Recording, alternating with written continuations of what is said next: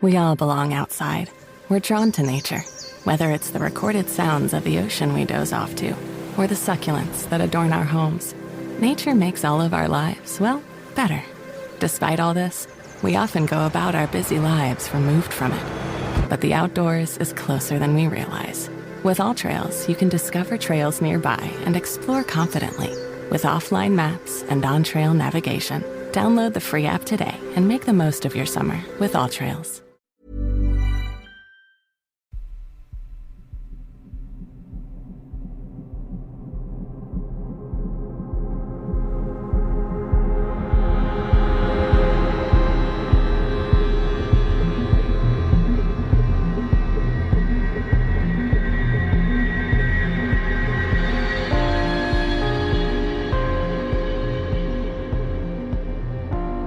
Hello and welcome to mini episode 373 of Real Life Ghost Stories. And I have 4 spooky stories for you today, and the last story comes from the 24th of June 2024. And story number 1 comes from Jesseca. When I was around 12 years old, my parents had heard about this auction house not too far from where we lived, and they were curious, so we started attending the auctions every week. I personally loved going to these auctions, and even got a part-time job there when I was 15, working the concession stand.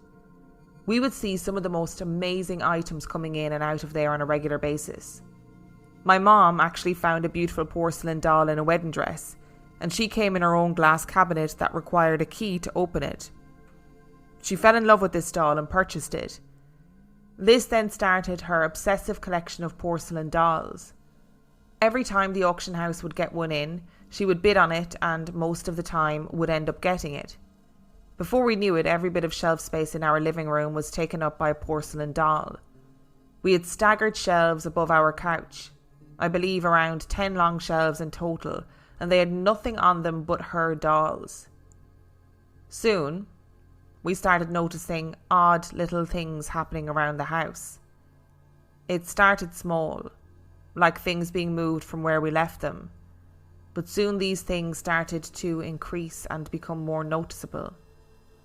One night after my mom was finished doing dishes, she hung her coffee cup up on the hook on the side of the cabinet where she had always put it. It was swinging a bit, so she grabbed it to stop it.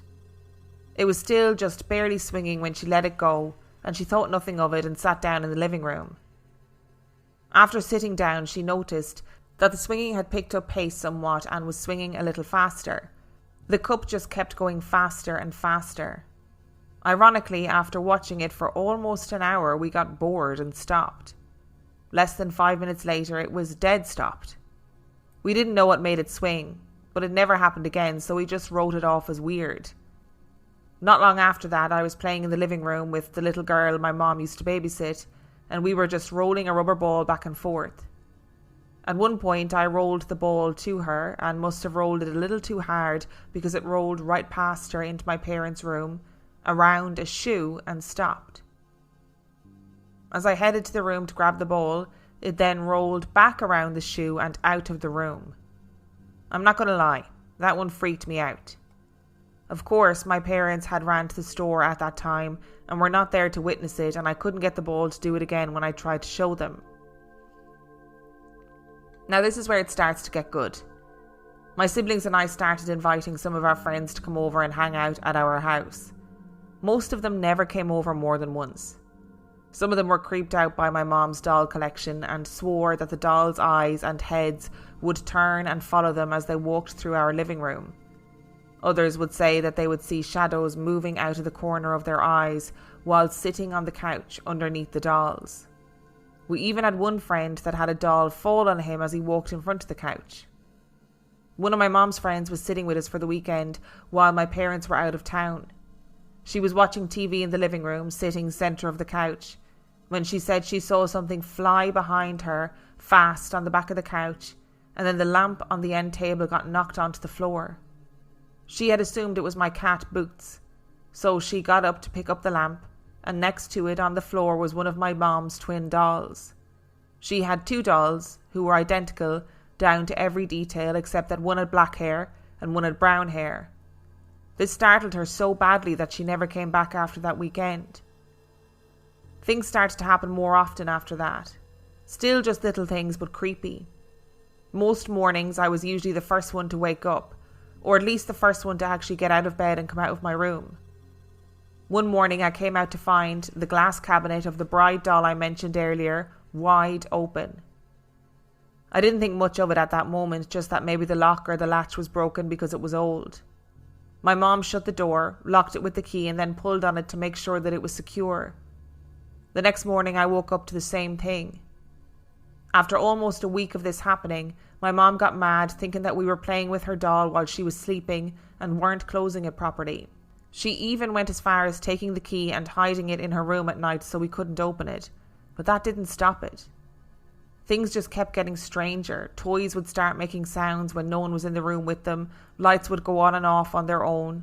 Sometimes I would even wake up with the feeling that I wasn't alone, and would occasionally wake to what sounded like whispers. They were all little things that would normally be explained away, but they started happening all the time. And though nothing seemed to be malicious, my parents finally started to get creeped out by it as well. My dad convinced my mom to get rid of her dolls. After that, all the strange activity just stopped, almost like it never existed. Even some of our friends started to come back over and said that the house felt different than it did before, and they no longer felt as though they were being watched. My parents still live in that house to this day and have had no further activity, and my mom has never bought another porcelain doll. Say what you want, but after experiencing everything that I did then, I firmly believe that the paranormal exists. It isn't always necessarily trying to hurt us, but I do think there's so much more out there that we don't understand, and that's why most of us choose not to believe. And that's fine. But I am both fascinated and terrified of it all at the same time, and this is just the first of my stories that I want to share with you.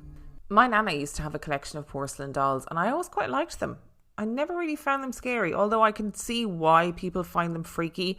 I'm not totally oblivious to why they could be scary, but it's interesting that all of these dolls came from auction, so they were obviously all older, they had belonged to somebody before, they'd maybe been taken from a house clearance, whatever. So presumably these porcelain dolls had had previous owners before coming to your house. And it seems like maybe one or indeed a couple of them, some of them, all of them, brought their own little energy with them.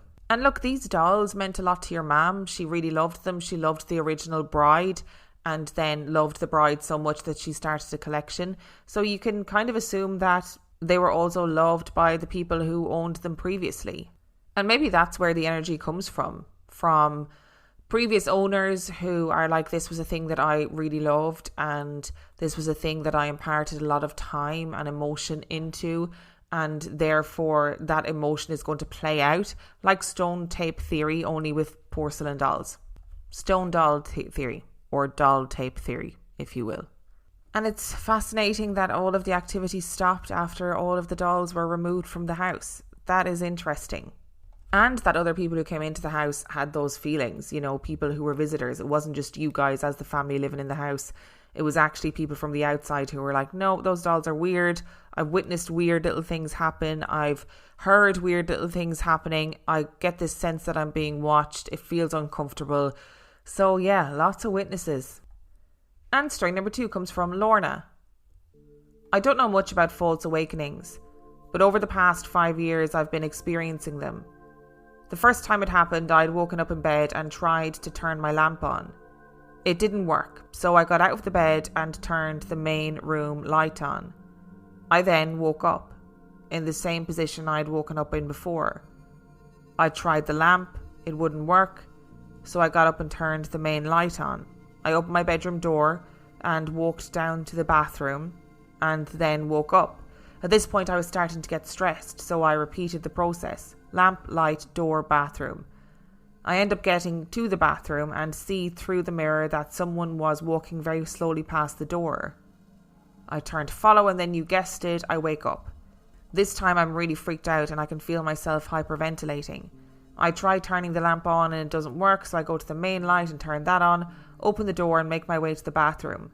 I look in the mirror and see somebody walking past the door.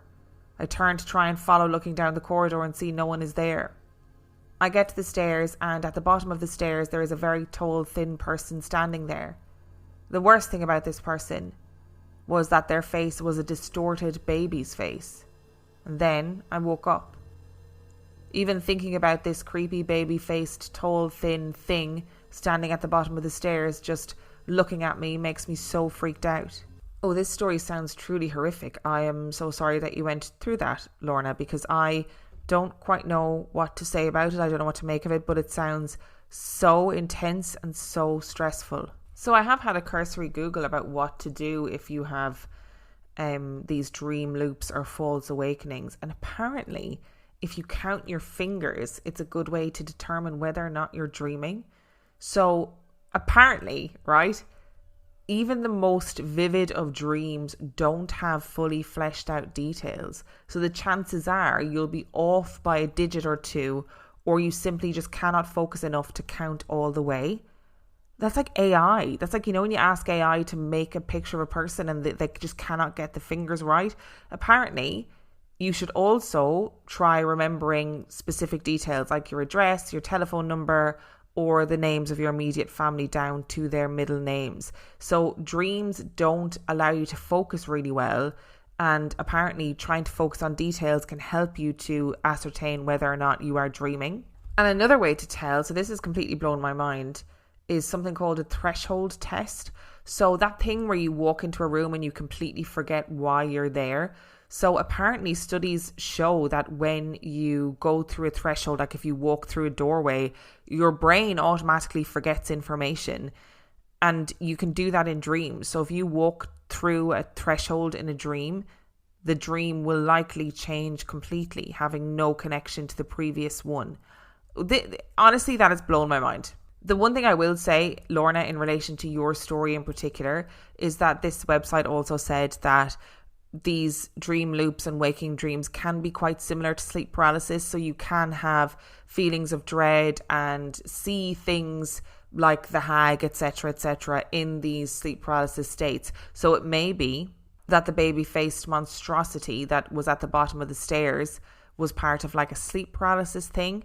I mean, I'm hoping that it was. I'm hoping that's all it was, because it sounds truly terrifying. This podcast is brought to you by eHarmony, the dating app to find someone you can be yourself with. Why doesn't eHarmony allow copy and paste in first messages? Because you are unique, and your conversations should reflect that. eHarmony wants you to find someone who will get you.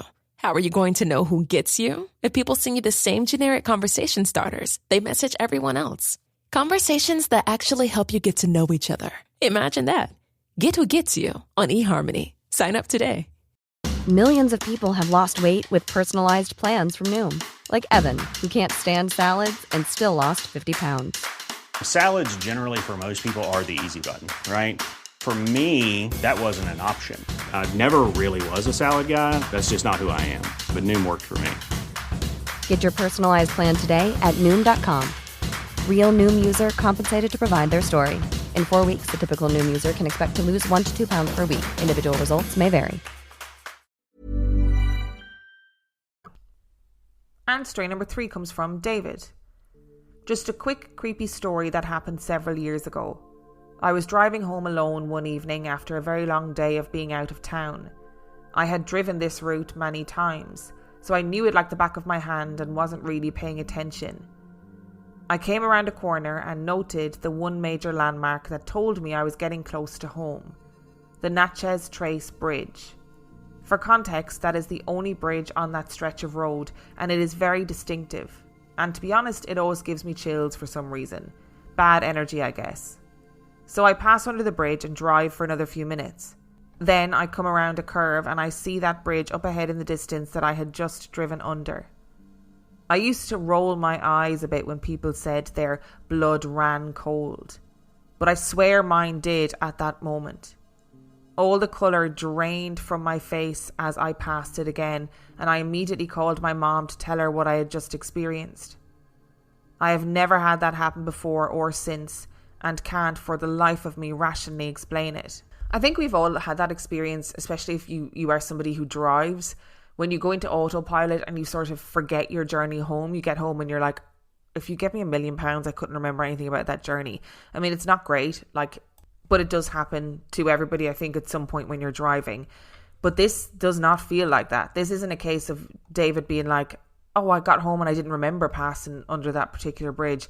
It's doing the same thing twice. And that feels like a little glitch in the matrix, time slip type thing going on. And it also makes me think, right, that maybe these little time slips happen more often than we realise. Because if you're driving along a stretch of road that you drive all the time and you're kind of slipping into autopilot, and then you're like, oh, weird, I thought I passed that already. You might not even notice it. You might not even think twice about it. And perhaps the only reason that David noticed this is because the bridge freaks him out, right? So anytime he passes under the bridge, he's like, oh, it gives me the heebie-jeebies. And therefore, he notices it more so than you would ordinarily notice kind of regular landmarks on your drive home. So what if these things happen on the reg and we just don't notice them because we're in autopilot, tipping along, going about our daily business, not paying attention to what's around us? Equally, maybe it's the bridge. Maybe the reason why the bridge gives you the chills, feels like it has bad energy, is because it has lots of energy and is able to cause things like little time slips. And story number 4 comes from Jenna. I have a few experiences to share with you, but let me start by saying that they are not all mine, but family members and close friends. The first one has been told to me by numerous family members. When my mum was a little girl, she lived in a house in the same town we now live in. When they first moved in, they would hear the front door opening and shutting and heavy footsteps climbing up a bare staircase. My grandparents had carpet up the stairs. My granddad got so angry at having his sleep disrupted that he had a raging argument with the neighbours. Turns out they had carpet too. After that, things escalated to the point that things would go missing. All the cutlery from the drawer was found on the kitchen floor one morning in neat piles by item, and doors would open and slam on their own. Turns out the neighbours were also experiencing some, or if not all, of the same issues, and they moved house, swiftly followed by my grandparents. Not long after, the whole street was knocked down. My friend moved into a flat across the field from my house. It was a converted Victorian terrace. Every time I went round, the whole vibe of the place gave me the heebie-jeebies. She would tell me that little things kept going missing, like her earrings, cassette tapes, etc., and that she had to sleep with the light on as she felt that someone was watching her in the dark. Anyway, one night I was in bed and the front door started knocking. This was around 1 a.m. I opened the door and my friend stood there in her pyjamas hyperventilating. Turns out, she went to bed, fell asleep and woke to a loud noise. She had a quick look around and was about to go back asleep when she noticed that the whole room had been rearranged. Books on one shelf were moved to the other side of the room, the chair was by the door, her posters were on the opposite wall, so she grabbed her keys and legged it. This last one is mine. I don't remember as I was so young, but my mum tells the story all the time. And it's not really a ghost story as such. But when I was a little girl, I used to spend a lot of time with my grandma when my mum worked. She lived in the house opposite, and I used to sit on her knees in her rocking chair. I loved her. One morning, I got up and sat at the table eating my breakfast, Mum rushing me to get ready for school, shouting that if I didn't hurry up, I wasn't going to Granny's later. I said to my mum that we can't go to Granny's anymore, as she has gone away, but it's okay because she said she will always look after me. She told me to stop being silly and rushed me out of the house. Later that day, my mum picked me up from school and we went straight home. Turns out Granny had passed away in her bed the night before and had paid me a visit in my sleep. Oh, these stories were short and sweet. I loved them. So, firstly, I find in poltergeist cases or, cases where an entity is doing stuff like footsteps, slamming doors, that kind of jazz, when things are piled up in little neat piles, I just think it adds a level of legitimacy to a story that gives me the heebie-jeebies. And I always think, right, so if you were standing at the door and you watched this happen, would you see the drawer open and the forks, knives, spoons kind of levitate out one by one into little piles? Or would it happen like like apparition just instantaneously. I know that's a stupid thing to focus on, but I really am intrigued. I'm intrigued by the logistics of poltergeist activity. And honestly, I wish I could have been a fly on the wall for that conversation between your granddad and the neighbour, where he's like, you're fucking making loads of noise running up and down the stairs, blah, blah, blah. And then there's a realisation that, shit, we're both going through the same thing. I'm sorry I was angry, but now I'm really scared. And honestly, like your friend coming over at 1 o'clock in the morning and the whole room has been rearranged. Shut up. Again, that is such scary poltergeist activity. I'm so not surprised that she was at your front door in her pyjamas hyperventilating, because that would be so disconcerting, so terrifying. And if you're lying there thinking, what if this was a real person? You're thinking that this person has been quietly, silently moving all these things in your bedroom. And for what? Just to frighten you. And if it's an entity, if it's some sort of spirit, poltergeist, whatever, are they're doing it because what? They want to frighten you also. And if they're capable of doing that, what the heck else are they capable of doing? I'd love to know more about that story. Like, did she stay? Did she leave? What happened? And finally, we love a visitation story around here. And I think the more time goes on, the more I think that people with a connection in life, something happens in death and it allows them to come and say, hey, I'm leaving now, goodbye. It's been nice knowing you here Earthside, but it's time for me to go. And your mum must have gotten such a fright when she obviously got the word that grandmother had died, and she remembered the conversation that you guys had in the morning. That must have been like, oh God, I have a scary, creepy child. Thank you so much for listening to today's episode. Thank you to Jesseca, Lorna, David and Jenna for sending in your stories. The last story actually came from the 2nd of July 2024, not the 24th of June as I had previously said. And as you can hear, we're getting very close to the stories being live, being current.